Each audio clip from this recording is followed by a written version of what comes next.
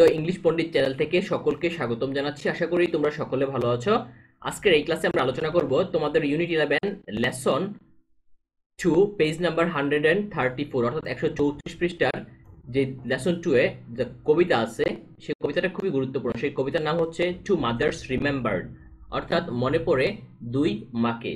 সেই দুই মা নিয়ে কবিতাটা এখানে আমরা পড়ব। তার লিখেছেন জন স্নো ডানকানসন।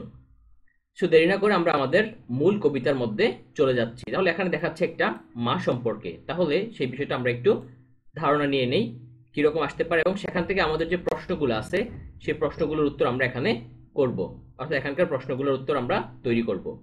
কথা না বলে সরাসরি আমাদের মূল আলোচনায় চলে যাই। টু মাদার্স রিমেম্বার্ড, মনে পড়ে দুই মাকে। লিখেছেন John Snow Duncanson. I had two mothers I claim, আমার দুই মা ছিল, আমি বলি দুই মা। টু ডিফারেন্ট পিপল, দুই ভিন্ন মানুষ। Yet with the same name, যদিও একই ছিল নামটা। টু সেপারেট উইমেন, দুইজন আলাদা নারী। ডাইভার্স বাই ডিজাইন, আলাদা গড়নের। But I love them both because they were mine, তবু আমি ভালোবাসতাম তাদের দুজনকেই, কারণ তারা দুজন আমারই ছিল। The first was the mother who carried me here, প্রথমজন ছিল সেই মা যে আমায় এখানে নিয়ে এসেছে। Gave birth and nurtured and launched my career, জন্ম দিয়েছে আমাকে, লালন করেছে, সেই সাথে সাথে আমার জীবন শুরু করিয়েছে। She was the one whose features I bear, সে ছিল সেইজন যার আদল আমি বহন করি। Complete with the facial expressions I wear, মৌখিক অভিব্যক্তিতে তাহার পরিপূর্ণতা আমি ধারণ করি। She gave me her love, সে তার ভালোবাসা আমাকে দিয়েছে। হুইচ ফলোস মি ইয়েট, যেটা আজও আমায় অনুসরণ করে। Along with the examples in life she said, সেই সাথে জীবনের দৃষ্টান্ত যা সে করেছিল স্থাপন। অ্যাজ আই গট ওল্ডার, যখন বড় হলাম। শি সামহাউ ইয়ঙ্গার গ্রিউ, সেও যুবতী হলো কিছুটা।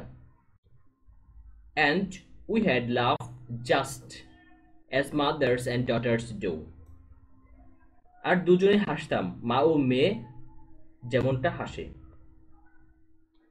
But then came the time that her mind clouded so, কিন্তু তখন এমন সময় এলো যখন তার মনটা খারাপ হয়ে গেল। I sensed that the mother I knew would soon go, বুঝলাম যেই মাকে আমি চিনতাম অচিরেই আসবে তাহার চলে যাবার সময়। So quickly she changed and turned into the other, তাই দ্রুত সে বদলালো আর অন্যতে পরিণত হয়ে গেল। A stranger who dressed in the clothes of my mother, এক আগন্তুক যে আমার মায়ের পোশাক পরেছিল। Oh, she looked the same, at least at arm's length, সে দেখতে একই রকম ছিল, অদূর থেকে অনন্ত। But now she was the child and I was her strength, তবে সে এখন শিশু, তার বল এখন আমি। She had come full circle, we women three,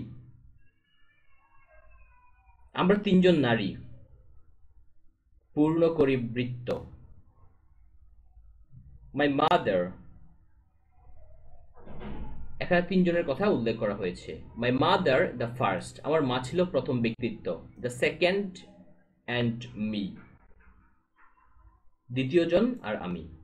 and if my own children should come to a day, আর একদিন আমার নিজের সন্তানেরা যদি আসে।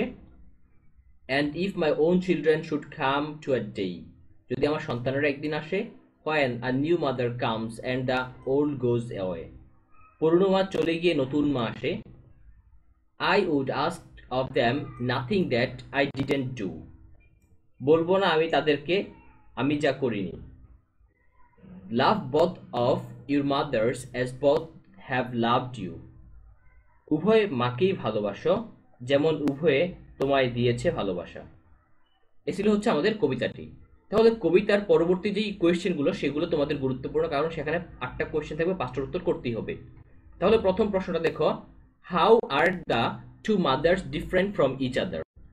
The first mother was strong and took care of the speaker. The second mother became weak and needed speaker's help because her mind changed. দ্বিতীয় প্রশ্ন হচ্ছে, how are they same? তারা কিভাবে একই রকম? They are the same person. She looked the same and had the same name, but her behavior changed over time. তার যে আচরণ সেটা হচ্ছে সময়ের সাথে সাথে পরিবর্তন হয়ে যায়। What did the first mother do to the speaker? প্রথম মা এখানকার যে স্পিকারের জন্য কি করেছিল? She gave birth to the speaker. সে স্পিকারকে জন্ম দেয়। Loved her. সে তাকে ভালোবাসে। Taught her life lesson. জীবন সম্পর্কে তাকে শিক্ষা দেয়। And helped her grow up. এবং বেড়ে উঠতে তাকে সাহায্য করে। 4 নম্বর প্রশ্ন হচ্ছে, who was the speaker's second mother? Speaker বা বক্তার দ্বিতীয় মা কে? Describe her briefly. তাকে সংক্ষেপে বর্ণনা করো। The second mother was the same person but became forgetful and acted like a child who needed care and support. অর্থাৎ বৃদ্ধ বয়সের কথা এখানে উল্লেখ করা হয়েছে। তারপরে হচ্ছে, what would be the speaker's advice to her own children? তার নিজের বাচ্চাদের প্রতি তার অ্যাডভাইস বা আদেশ কি ছিল, উপদেশ কি ছিল? She would tell them to love their mother no matter how she changes because she loved them all her life. Question number 6. Who are 3 women referred to in the poem? Briefly describe them. They are the first mother, the caring and strong mother. Second mother, the same woman who became weak and forgetful. The speaker, the daughter who grew up and took care of her mother. Question number 7. What should children do to their mother and why? Children should love and care for their mother even if she changes because she took care of them first. Question number 8. Do you like this poem? তুমি কি এই কবিতাটা পছন্দ করো? তাহলে করে থাকলে why? কেন? Yes, because it shows the circle of life and how love stays strong even when people change. So এই ছিল হচ্ছে আজকে আমাদের আলোচনার টপিক। আমরা এই কবিতায় আরো বেশ কয়েকটা প্রশ্ন তোমাদেরকে পরবর্তীতে দিয়ে দিব। সে পর্যন্ত সকলে ভালো থাকো, সুস্থ থাকো এবং ইংলিশ পণ্ডিতের সাথে থাকো। ধন্যবাদ সবাইকে। আল্লাহ হাফেজ।